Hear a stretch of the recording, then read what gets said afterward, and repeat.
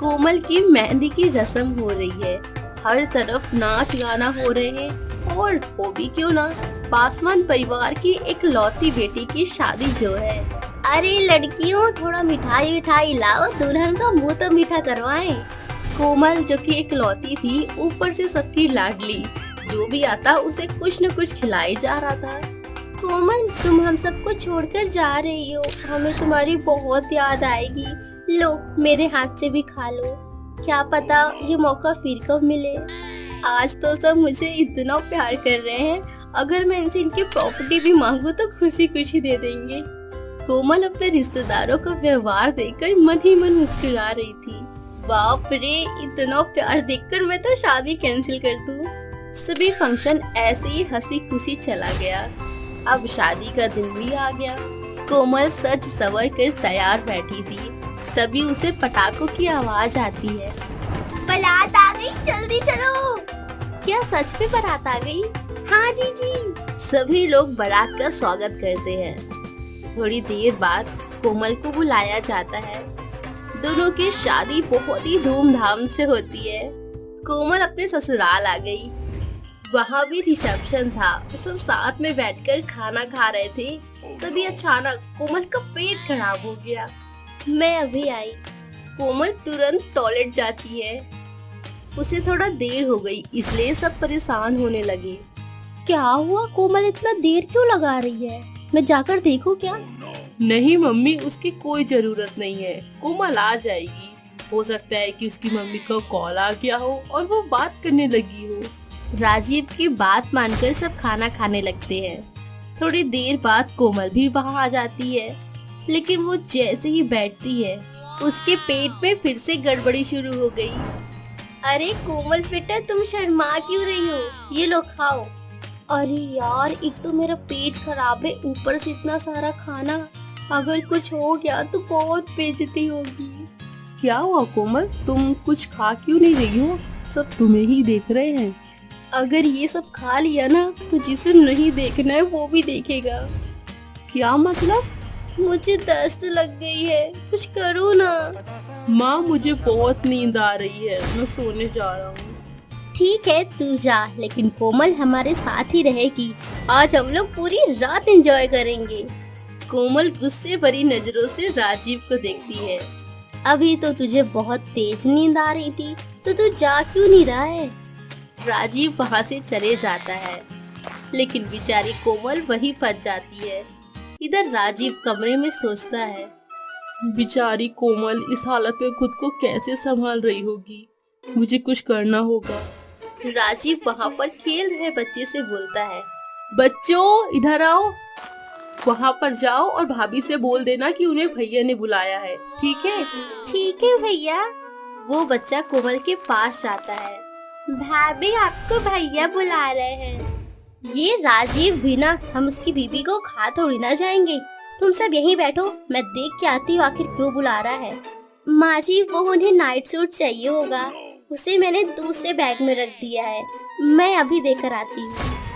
कोमल वहाँ से चली जाती है और सीधा टॉयलेट में घुस जाती है। थोड़ी देर बाद जब वो बाहर निकलती है, तुम्हारा दिमाग खराब है? तुम्हें पता है ना कि मेरा पेट खराब है, और इस हालत में मुझे छोड़कर यहाँ आराम से सोने चले आए। नहीं कोमल, मैंने सोचा था कि हम दोनों सोने का बहाना करके कमरे में आ जाएंगे और फिर तुम फ्रेश हो लेना, लेकिन यहाँ तो उल्टा ही हो गया। मम्मी ने सिर्फ मुझे ही जाने दिया और तुम्हें रोक लिया। राजीव अपनी बात पूरी कर ही रहा होता है कि कोमल वापस से टॉयलेट चली जाती है। थोड़ी देर बाद जब वो टॉयलेट से बाहर निकलती है, राजीव कुछ करो, मेरी दस्त रुक ही नहीं रही है। दस्त की दवाई तो मेरे पास नहीं है, लेकिन बचपन में जब मुझे दस्त लगती थी ना, तो मम्मी एक काम करती थी, तुम भी वही करो। ओह प्लीज, तुम अपने मम्मी के नुस्खे अपने तक ही सीमित रखो। मुझे बस दवाई दे दो ताकि जल्दी से मेरा पेट ठीक हो जाए। वो दोनों ऐसे बात कर ही रहे होते हैं कि तभी कोमल की सास आ जाती है। मिल गया नाइट सूट? कौन सा नाइट सूट? जिसलिए तूने कोमल को बुलाया था। माँ जी, वो मैंने आपसे झूठ बोला था, वो मुझे दस्त लग गई है और ऐसे सबके सामने मैं यहाँ आ नहीं सकती थी, इसीलिए राजीव ने झूठ बोलकर मुझे कमरे में बुलाया। कोमल, तुम्हें बताना चाहिए था, और कहीं न कहीं गलती हमारी भी है। हम बिना सोचे समझे तुम्हें कुछ न कुछ खिलाई जा रहे थे। मेरे पास दस्त की दवाई रखी है, रुको मैं लेकर आती हूँ। देखा मेरी माँ कितनी अच्छी है। राजीव अपनी बात पूरी कर ही रहा होता है कि कोमल फिर से टॉयलेट चली जाती है। थोड़ी देर बाद जब वो टॉयलेट से निकलती है तो देखती है कि सामने माँ जी है और वो बहुत परेशान लग रही हैं। क्या हुआ माँ जी, आप बहुत परेशान लग रहे हो? हाँ बेटा, क्योंकि जो दस्त की दवाई थी वो खराब हो गई है। माँ जी अब क्या करें, मेरी दस्त रुक ही नहीं रही है। अगर यही हाल रहा तो मुझे हॉस्पिटल जाना पड़ जाएगा। मैं डॉक्टर को फोन कर देता हूँ, वो बस एक इंजेक्शन लगाएगा और तुम्हारा दस्त बिल्कुल ठीक हो जाएगा। हाँ ये सही रहेगा, जल्दी कॉल कर। माँ जी तब तक आप मुझे अपना घरेलू उपाय बता दीजिए जिससे आप बचपन में राजीव की दस्त ठीक किया करती थी। कोई घरेलू उपाय नहीं है, ये राजीव का बच्चा बचपन में दवाई खाने से इतना डरता था, मैं इसे घरेलू उपाय का नाम देकर दवाइयाँ खिलाया करती थी। माँ की बात सुनकर कोमल हंसने लगती है। सही में ये हट्टी कट्टी राजीव एक छोटी सी गोली से डरते थे। हाँ हाँ, ज्यादा हंसो मत, ये लो डॉक्टर भी आ गए।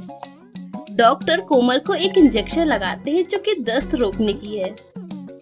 इन्होंने कुछ दिनों से काफी हैवी खाना खाया था, इस वजह से इनका पेट खराब हो गया। लेकिन ध्यान रहे अब ये कुछ भी हैवी ना खाए। इन्हें खाने में सिर्फ जूस, खिचड़ी, दलिया, बस हल्का खाना ही दीजिएगा। डॉक्टर, और परहेज भी क्या करना है? बस ज्यादा जोर से न हंसे। लेकिन क्यों? कोमल को अभी भी समझ नहीं आया, लेकिन डॉक्टर की बात सुनकर सब हंसने लगे। सबीना बचपन से ही छिछोली किस्म की थी। उसे जो भी अच्छा लड़का दिखाई देता उससे बात करने लगती। एक दिन की बात है, सबीना अपनी दोस्त की शादी में गई हुई थी, तभी उसे वहाँ पर एक लड़का दिखाई देता है। फिर क्या था, सबीना चली जाती है उससे बात करने के लिए। ओह हेलो, आपका नाम क्या है? जी मेरा नाम रवि है और मैं लड़के वालों की तरफ से हूँ। अच्छा, और मैं लड़की वालों की तरफ से हूँ। आप मुझे बहुत अच्छे लगे और आपका नेचर भी बहुत अच्छा है। Thank you. मैं एक वकील हूँ, अगर आपको कभी भी मेरी जरूरत पड़े तो आप मुझसे संपर्क जरूर करिएगा। चलिए मैं आपसे बाद में बात करता हूँ। इसके बाद रवि वहाँ से चला जाता है। शादी को देखकर सबीना अपने मन में सोचती है, वाह यार क्या मस्त लाइफ है इसकी, मुझे भी शादी करनी है। एक काम करती हूँ, घर जाकर मम्मी से शादी की बात करती हूँ। इतना बोलकर सबीना शादी अटेंड करने लगती है, लेकिन उसका ध्यान शादी को छोड़कर गोरे गोरे लड़कों पर था। अगले दिन सबीना अपने घर जाती है और माँ से बोलती है, माँ मुझे भी शादी करनी है, आप मेरे लिए कुछ सुंदर सा लड़का ढूंढ दीजिए जिससे मैं शादी कर सकूं। ये तुझे अचानक से शादी का भूत कब से सवार हो गया? माँ मुझे नहीं पता, मुझे शादी करनी है, आप मेरे लिए एक अच्छा सा लड़का ढूंढ दीजिए। सबीना की माँ सबीना के लिए एक सुंदर सा लड़का ढूंढकर उसकी शादी करवा देती है, लेकिन वहाँ उसे पता चलता है कि मयंक के 4 और भाई हैं जो कि बहुत सुंदर दिखते हैं। अब सबीना अपनी किस्मत को कोसने लगती है। हे भगवान, मैंने ये क्या कर दिया? मयंक के 4 और भाई हैं जो कि बहुत सुंदर दिखते हैं और मैंने उससे शादी की जो बिल्कुल अच्छा नहीं दिखता। अब कर भी क्या सकते हैं? सबीना जैसे तैसे एडजस्ट कर रही थी, लेकिन वो अपने पति से ज्यादा उसके भाइयों में इंटरेस्टेड थी। ये चीज मयंक देख लेता है, इसीलिए वो प्लान करता है कि वो सबीना को लेकर कुछ दिनों के लिए बाहर चले जाएगा। वो करता भी कुछ ऐसे ही है, वो कुछ दिनों के लिए बैंगलोर चले जाता है। आप मुझे यहाँ क्यों लेकर आए हो? मुझे बिल्कुल अच्छा नहीं लग रहा है। अब कर भी क्या सकते हैं, मुझे 1 महीना का काम है, तब तक हमें यही रहना होगा। मयंक ने जानबूझकर ऐसा घर लिया था जहाँ आसपास कोई भी ना हो। सबीना वहाँ पर थी जहाँ दूर दूर तक सिर्फ पेड़ पौधे और पहाड़ दिख रहे थे। सबीना हर दिन सिर्फ एक ही जिद करती थी कि वापस चलते हैं ना। किसी तरह उसने 1 महीना काट ही लिया। अब वो दोनों वापस से घर आ जाते हैं। चलो अच्छा हुआ मैं वापस घर तो आ गई। यहाँ मैं अपने सुंदर सुंदर देवर को देखूंगी। वहाँ तो मैं सिर्फ वो मयंक के बच्चे को देख देख कर बोर हो गई थी। इसके बाद सबीना अपने चारों देवर के पास जाती है, जो कि कमरे में बैठकर किसी चीज को लेकर डिस्कस कर रहे थे। आइए भाभी, कुछ काम था आपको? नहीं, मुझे कुछ काम नहीं था। मैं तो बस ऐसे ही आप लोगों से मिलने आ गई। बहुत दिनों से हमने साथ में बैठकर बातें नहीं किया है ना। हाँ भाभी, आप सही बोल रहे हो। और बताइए, कैसा रहा आपका बैंगलोर का ट्रिप? पांचों बैठकर बातें करते हैं। ऐसे ही कुछ दिन बीत जाते हैं। एक दिन दोपहर को जब सबीना अपने कमरे से बाहर निकलती है तो देखती है कि सामने काफी सारी पुलिस खड़ी है और वो लोग उसके चारों देवर को हथकड़ी लगाकर अपने साथ ले जा रहे हैं। ये कैसे जबरदस्ती है और कहाँ ले जा रहे हो आप इन्हें? इन्हें छोड़ दो वरना बहुत बुरा हो जाएगा। देखो मैडम, आप हमारे काम के बीच में मत आओ, वरना मजबूरन हमें आपको भी अपने साथ ले जाना पड़ेगा। तुम शांत हो जाओ। आप इन्हें रोक क्यों नहीं रहे हो? मैं बोल रहा हूँ ना, तुम शांत हो जाओ। अब एक शब्द मत बोलना। पुलिस उन चारों को अपने साथ ले जाती है। इधर माँ जी रो रो कर अपना बुरा हाल बना चुकी थी। मयंक और पिताजी भी बहुत परेशान थे, लेकिन सबीना को कुछ समझ नहीं आ रहा था कि आखिर ये हो क्या रहा है। फिर वो मयंक से बोलती है, आप मुझे बताओगे आखिर पुलिस इन चारों को क्यों ले गई? ये बात आज से 3 साल पहले की है। मेरे चारों भाई राका नाम के गुंडे के लिए काम किया करते थे। राका इस एरिया का बहुत बड़ा गुंडा था।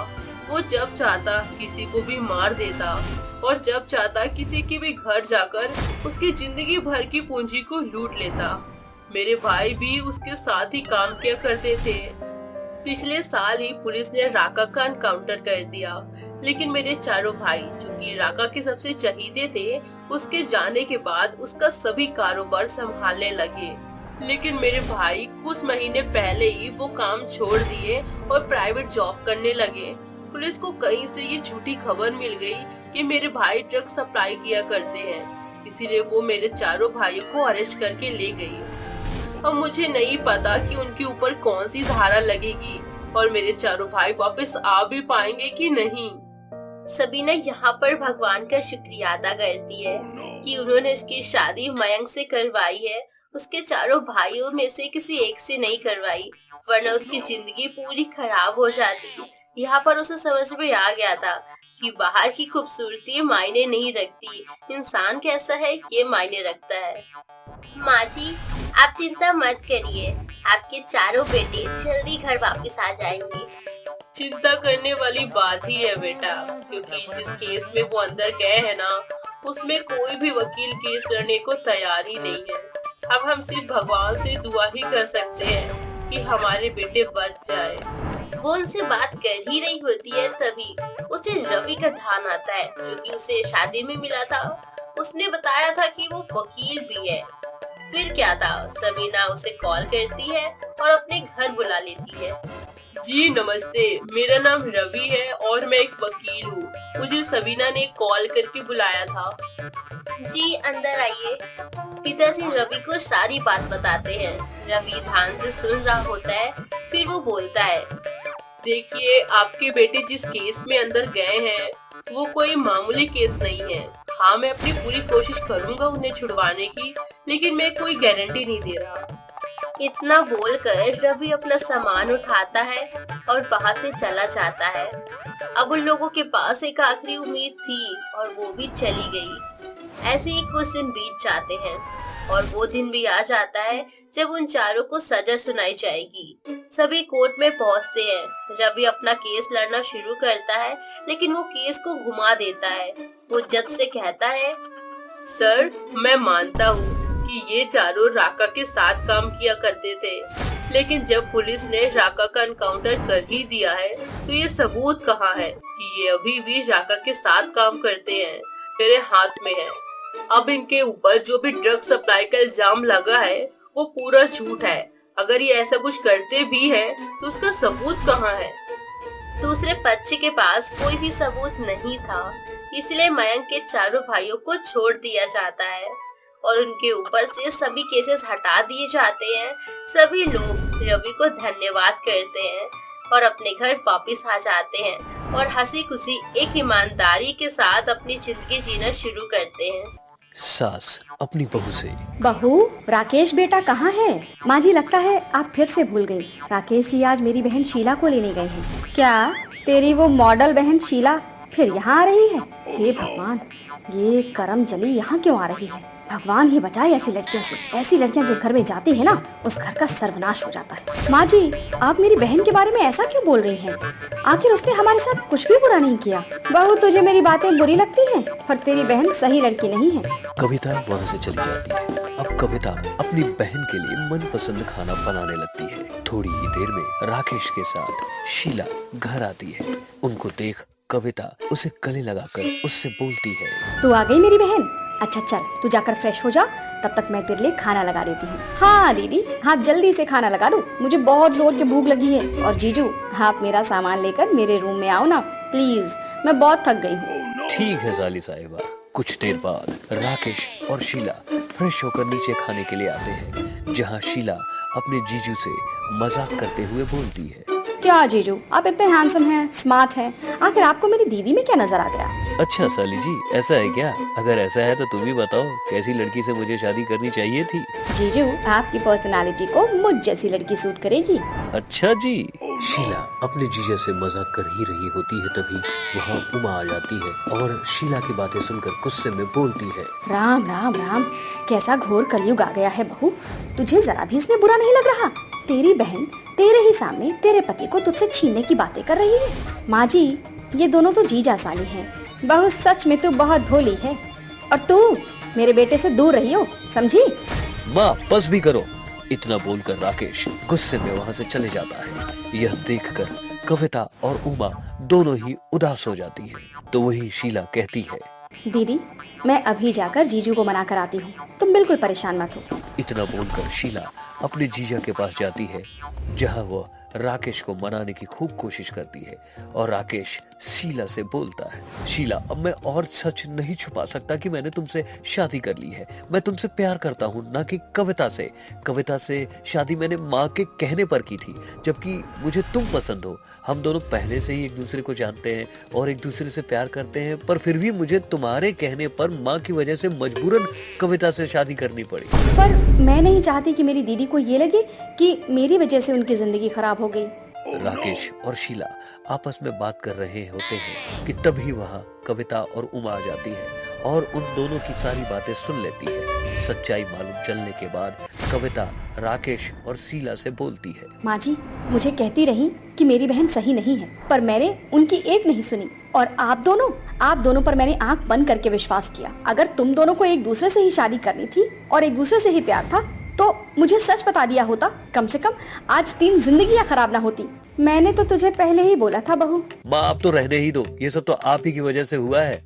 दीदी, मैं नहीं चाहती थी कि आपकी जिंदगी बर्बाद हो, इसलिए मैंने आज तक किसी को कुछ नहीं बताया। कविता और उमा राकेश को छोड़कर चले जाते हैं। अब ऐसे ही कुछ दिन बीत जाते हैं और एक दिन राकेश का एक्सीडेंट हो जाता है। राकेश का एक्सीडेंट होने के बाद राकेश खुद से कोई काम नहीं कर पाता है और पूरा दिन व्हीलचेयर पर बैठा रहता है। उसकी सेवा पानी करते करते शीला थक जाती है और एक दिन अपना सामान पैक करने लगती है और शीला को बैग पैक करता देख राकेश उससे बोलता है, शीला, तुम अपना सामान क्यों पैक कर रही हो? क्योंकि अब मैं तुम्हारी और सेवा पानी नहीं कर सकती। शीला, बहुत हो गया मजाक। ये मजाक नहीं है, मैं सच में जा रही हूँ। इतना बोलकर शीला राकेश को उसके हाल पर छोड़कर चली जाती है, जिसके बाद राकेश को अपनी गलतियों का एहसास होता है और वह अपनी माँ और कविता के पास वापस जाता है और हाथ जोड़कर माफी मांगते हुए बोलता है, माँ और कविता, मुझे माफ कर दो, मैं आप दोनों के प्यार को समझ नहीं पाया।